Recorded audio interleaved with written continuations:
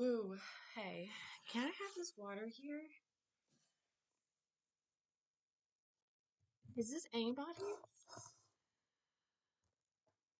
I'm claiming that right there. All right, got some notes here. Did I just drop the mic back? Oh, I'm good, okay. Keep that on me, otherwise you guys can't hear me. Give me like 25 seconds here. Give me like 10 more seconds. Man, this thing. Can we turn this up a little bit so I don't have to like turn my head into it? Can you like, how about now? Test, test. Hey, there you go. Yeah. I'll talk to you later. You're doing a good job. Oh man, okay. Can we reset the clock so I have another minute extra, please? Thank you. There we go. Okay, hey, I wanted to start sitting down anyway. Guys, pat yourselves on the back right now. Okay, let's do it. Come on, everybody. I'm not gonna let you stop until I see everybody doing it. Let's pat ourselves on the back. There we go. You too. You're patting each other. That's cheating. You couldn't keep your hands off her, could you? Yeah, hey, I don't blame you. She's a cutie. Hey guys, right there is for saving the world. I'm looking at young minds right now. You guys are all intelligent. I know you did good in school. I didn't do that. You especially, you're very smart. Look at us. We're the machine that keeps the world going, okay? I'd like to start this talk off with a parable, a story, if you will. I was at college, a second tier, not an Ivy League school, a second choice school, and I was in a class. And there was a student in that class, okay? And the teacher, he was spouting some horrible nonsense about how it was something about how women's rights are not legitimate, something that everybody knew was false, but if anybody had spoken up, he would have taken extreme joy in failing them. Okay, nobody spoke up. One person raised his voice. One person started talking. The teacher couldn't believe it. The classroom couldn't believe it either. But in the end, he had logic on his side. At the end of the day, he proved his point. That student was Albert Einstein. And that same sense of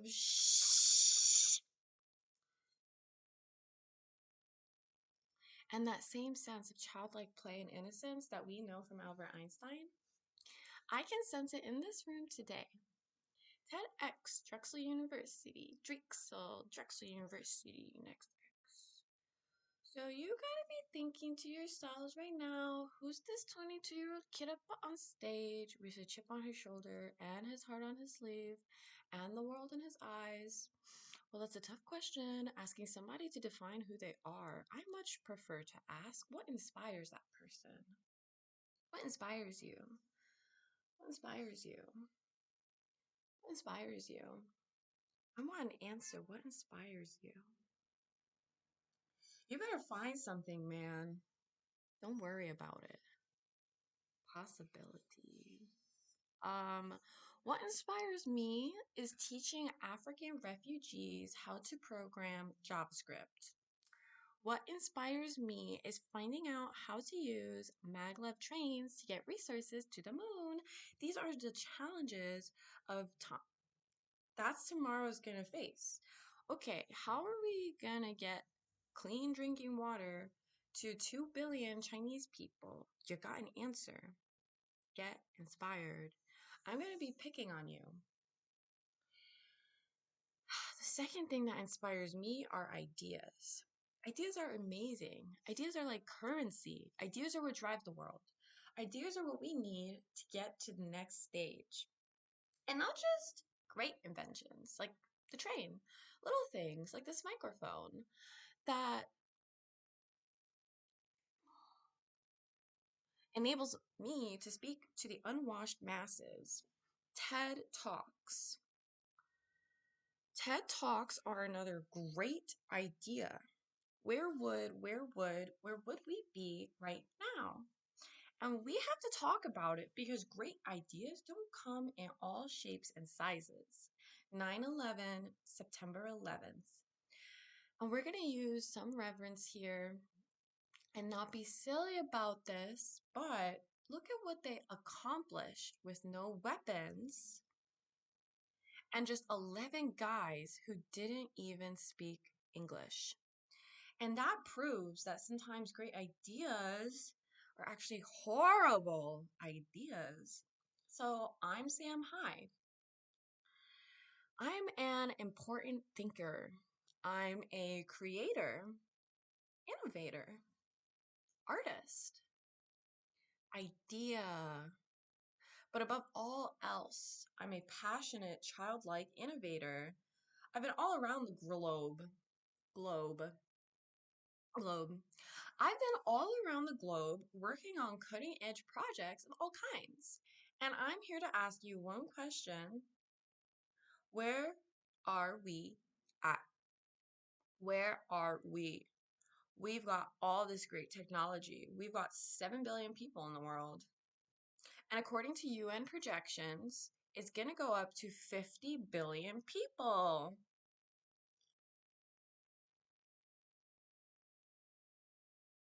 That's a lot of mouths to feed.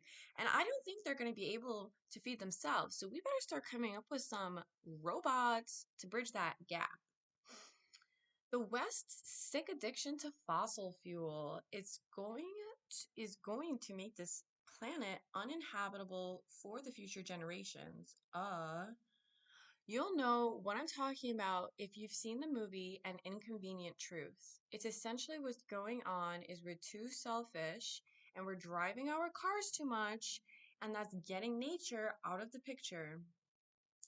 Now, we looked at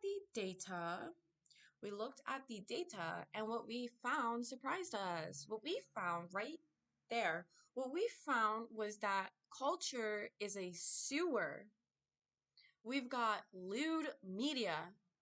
We've got nasty bedroom things on TV, and they're sexualizing young girls, and it's getting to the point where even I have a problem with it. And that it shouldn't be that way. Folks, we're all world citizens. Is there another? There we go.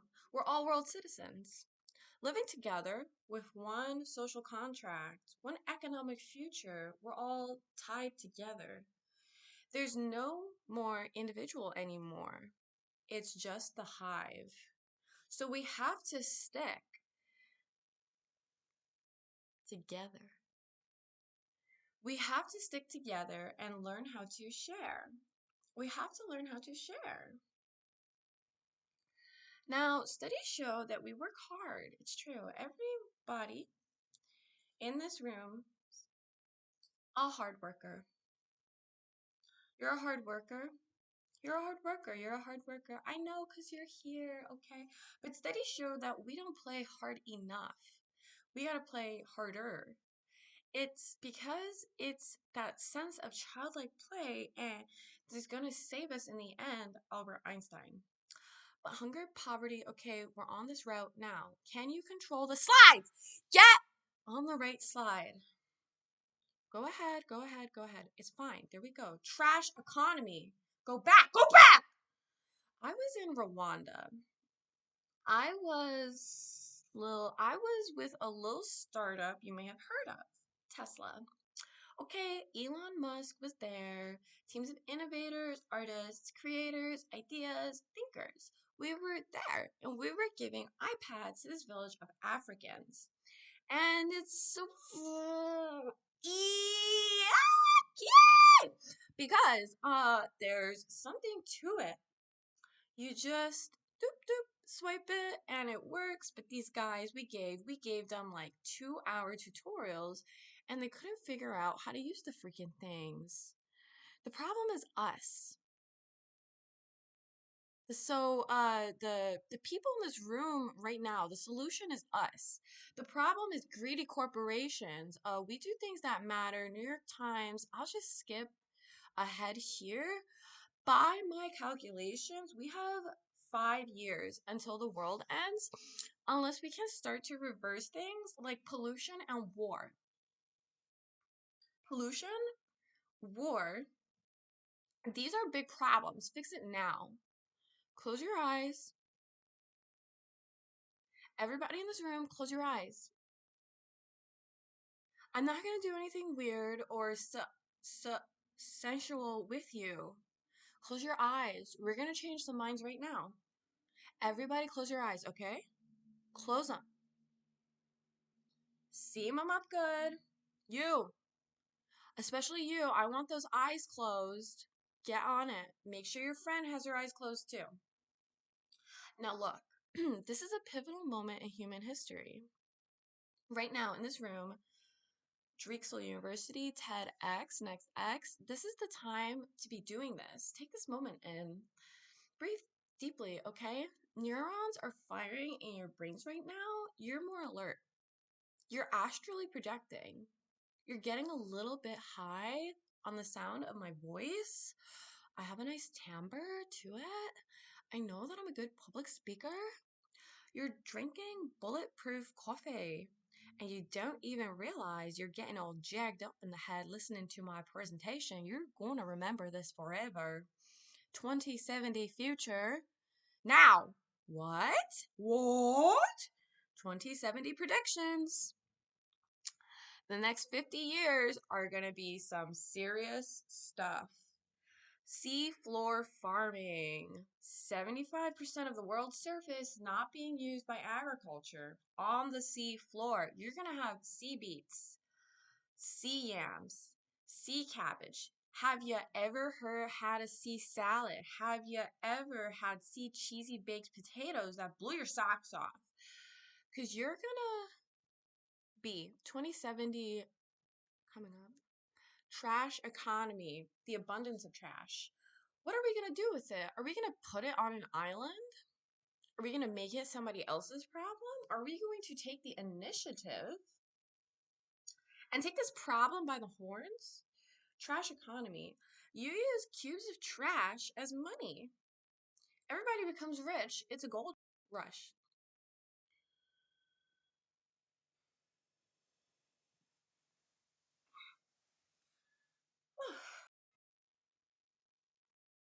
Walk with me. Most of the major cities will be replaced with vast pleasure domes.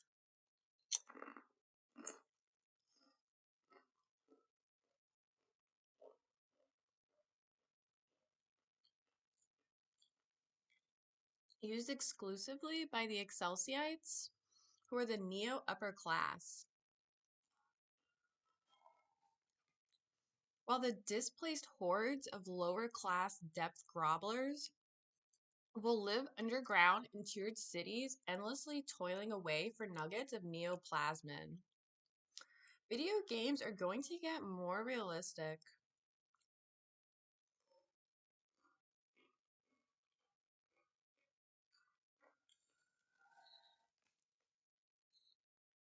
Super fuel-efficient vehicles getting 80, 100 miles per gallon?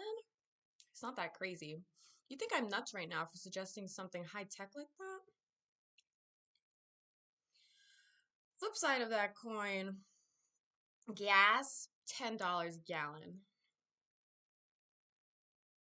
You can't win them all, but we can make do because we're going to have solar power also.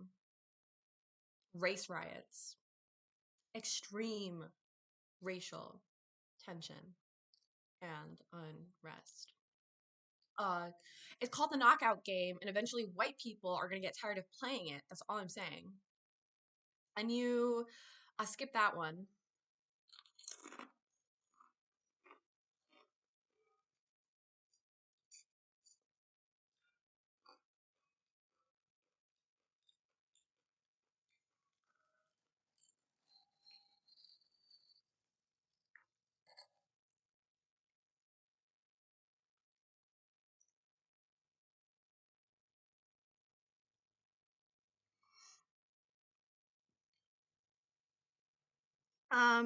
Oh yeah, got 2 minutes left. Okay, playing games with me, huh? Can we get the original 18 minutes back on here? You caught me, I'm unprepared.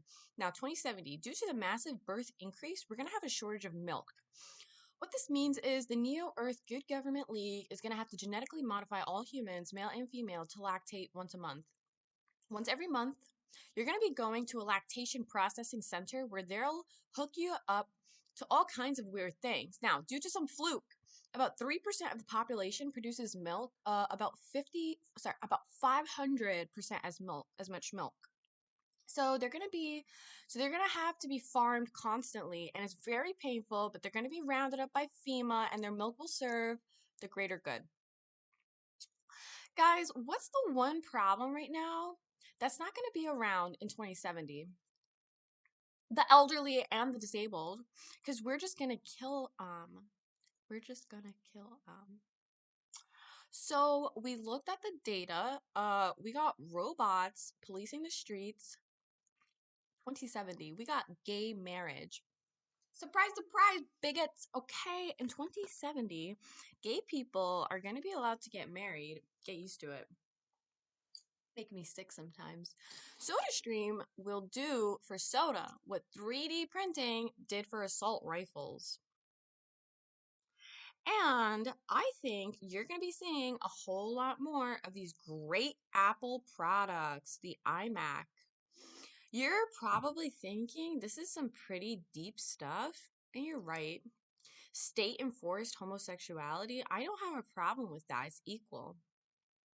Facebook as your birth certificate.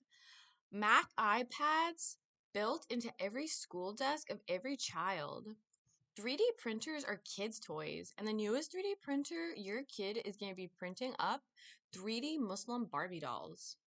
2070, gay men have actually developed reproductive organs inside of their area, and a new generation of children are born from inside gay men.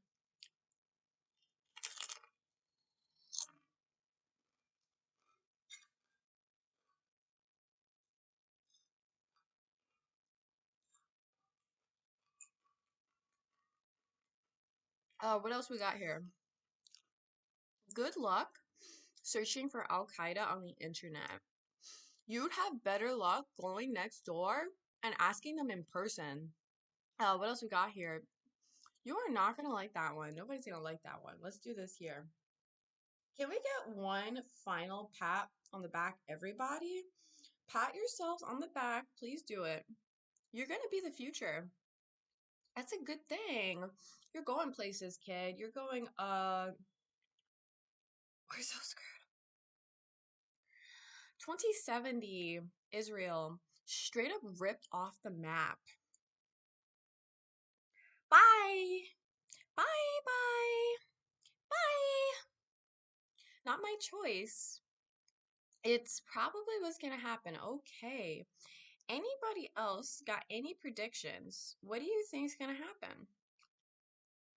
Now it's time for you because you are the you plural is the star, like YouTube here, like the Time magazine cover. You guys are the star. I'm just some crazy guy. I'm not cool. What predictions do you have? 2070, make a real one. Let's have something real here. You don't know that. I'm gonna have your mind uploaded to my BlackBerry. You'll be here. You'll be cryogenically frozen. I know it. Anybody have any predictions? What do you think's gonna happen in 2070?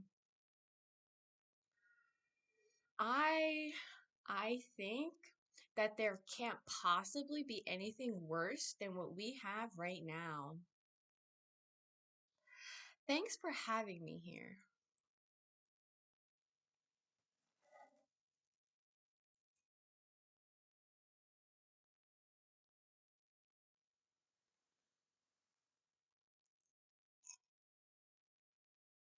Aguacate. It's aguacate.